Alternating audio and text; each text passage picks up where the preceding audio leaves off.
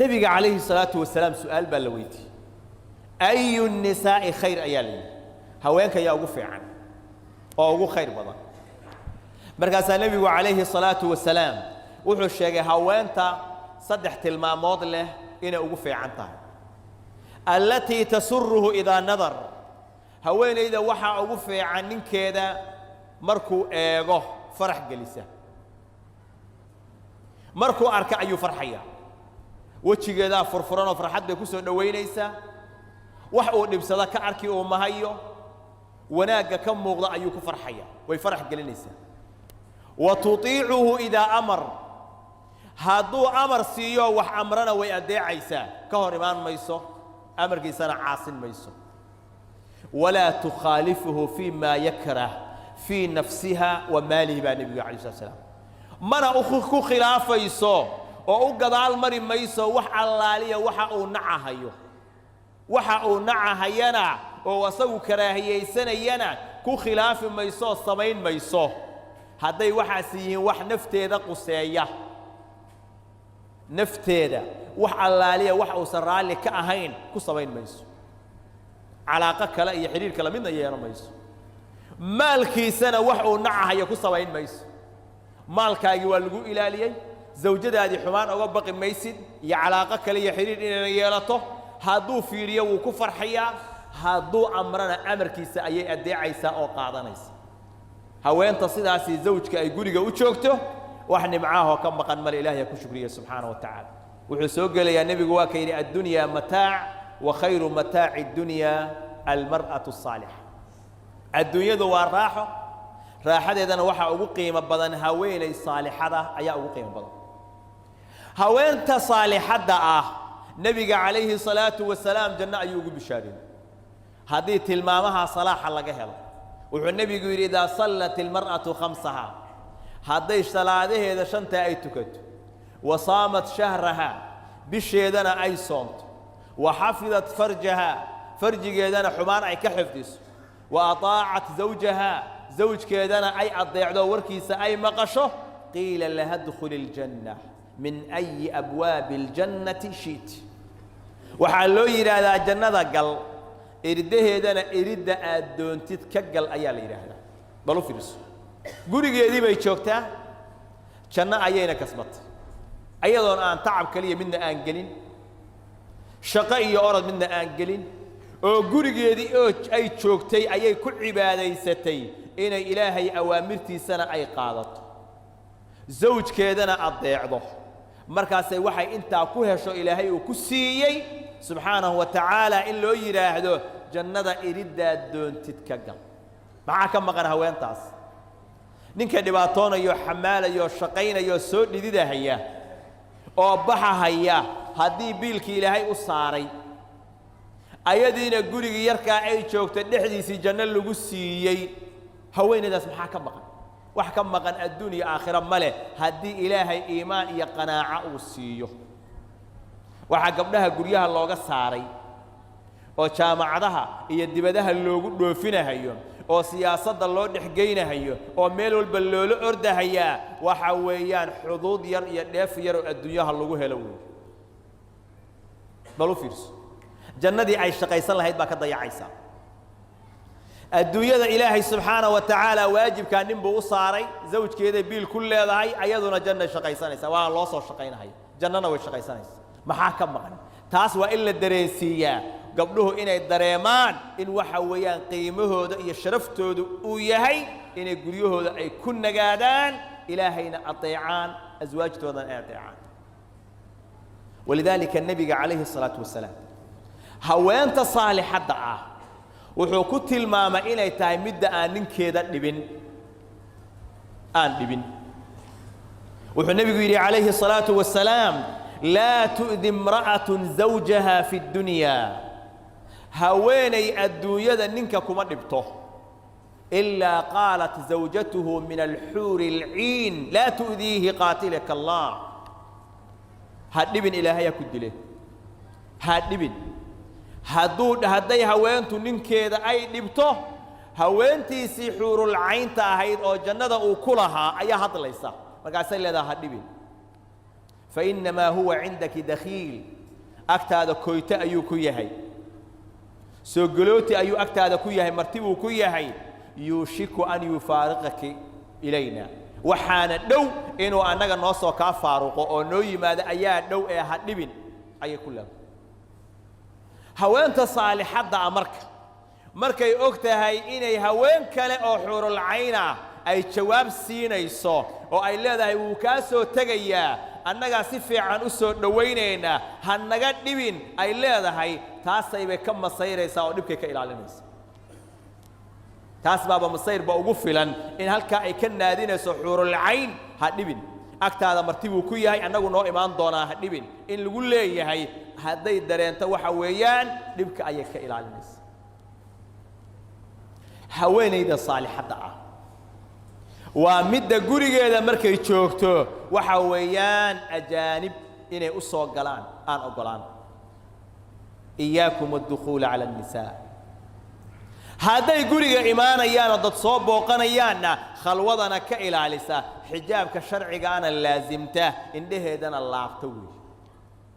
hadday baxayso oo banaanka u baxayso haweenayda saalixada waa midda iska ilaalisa at-tabarruj tabarrujku waxa weeyaan haweentu quruxdeeda inay banaanka u soo bixiso oo ajaanibtu ay arkaan ولذلك النبي عليه الصلاة والسلام وحيري ثلاثة لا تسأل عنهم صدح قولوا عندها ويدين عذابته ذو ويعضها إنها هلاك سمينا ويعضها عندها سؤال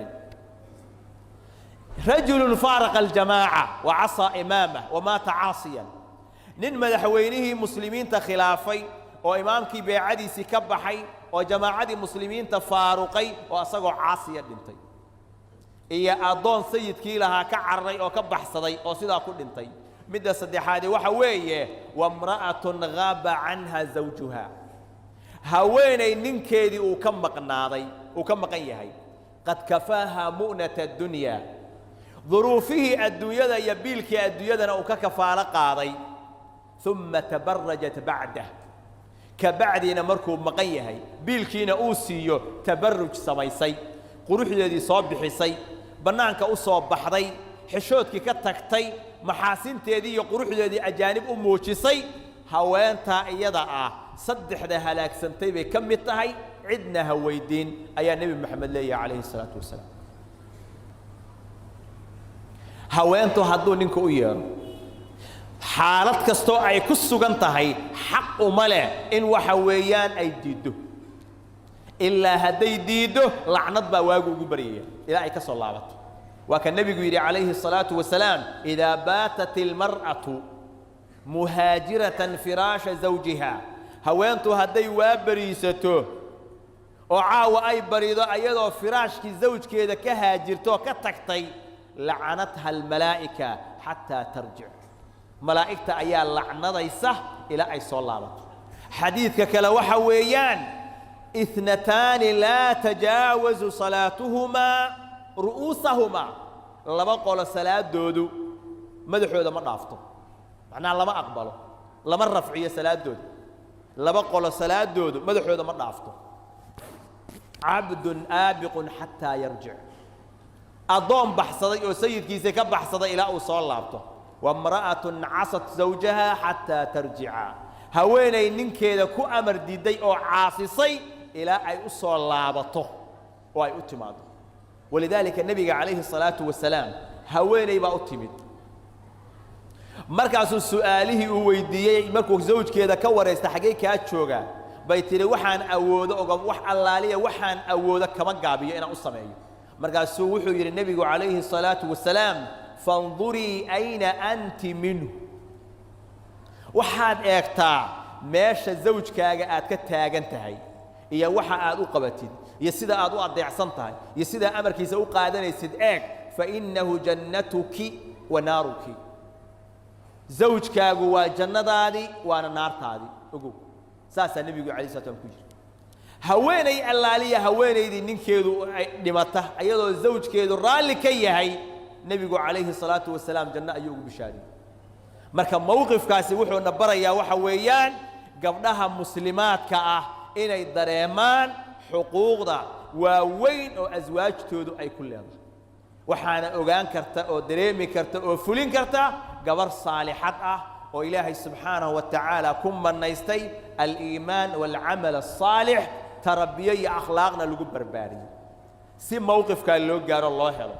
waxaa laga yaabaa rag badan inay raadinayaan azawjatu asaalixa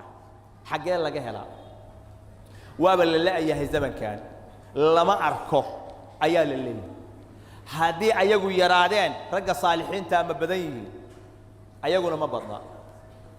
haddii ragga saalixiintaahi ay badan yihiin gabdhaha saalixaadkaayna waa badan yihiin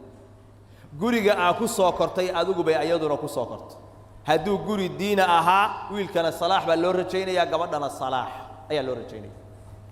si loo helo waa inaa adigu waxa weeyaan salaax la timaadaa oo ilaahay subxaanahu wa tacaala u laabataa oo adigu naftaada aad xisaabisaa adigu saalix ma tahay si ilaahay subxaanahu wa tacaala mid saalixada ilaahay kuugu arsaaqo naftaada dib u muraajace ilaahayna su'aalo middaas wanaagsan oo khayrka badan oo waxa weeyaan nolosha fiican kula qaadanaysa ilaahay inuu kugu arsaaqo weydiiso salaaxa iyo wanaaggana la imow kii hadda haya waa inuu ku didaalaa inuu ilmahaas tarbiyadooda iyo salaaxooda uu ka shaqeeyo ilmaha waa in la geeyaa macaahidda diiniga ah iyo madaarista qur'aanka muhiimadda waa koobaad waa in middaa la siiya ee aan waxa weeyaan shayga maadiga ah oo maanta aynu arkayno gabdhaheenni meesha xishoodkoodii uu marahayo akhlaaqdoodii ay marayso ayagoo guryo fiican ka soo toosay ayaa waxaa fasaadiyey meesha la geeyey ayaa fasaadisay diinkii baa la barayaa khayrkii baa lagula dadaalayaa laakiin wax allaaliya wixii waalidku ay bareen iyo waxay u sheegeen madarasada iskuulka ama jaamacadda ayaa ka mayrtay oo ka dhaqtay waana naadir in la helo jaamacaad wanaagsan oo gabdhaha lagu halayn karo aad bay u yartay kadaalika sidoo kale waalidiinta in badani gabdhahooda warba uma hayaan waxa ay ku sugan yihiin war kama hayaan meesha ay marayaanna war kama hayaan jaamacaddaaba laga yaabaa inay oga naxariis roon tahay in badan ilmahooda rag macallimiin jaamacaadka ka abaa ii yimid waxayna yidhaahdeen mar walba akhlaaqda ilmaha ayaan ku didaalnaa gabdhaha iyo wiilashaba dharkan khafiifka ah oo xun haddaan ka dhigno mar labaad baa loo soo gadayaa wiilkii suu rabo u soo labisanaya lacagtaan fanka ayaa bixiya waalidkii baa fanka bixinahaya oo dhaqaalihii bixinahaya jaamacaddii way la diriraysaa waalidkiina waxa weeyaan markii laga dhigo oo loo diido mid kale u soo gadaya kuwaasina waa jiraan waalid sidaas ah jaamacaad waxa weeyaan ayaguna waxa weeyaan akhlaaqda in badan ilmaha ka dilahayaana aad bay deegaankeenii dalkeena ugu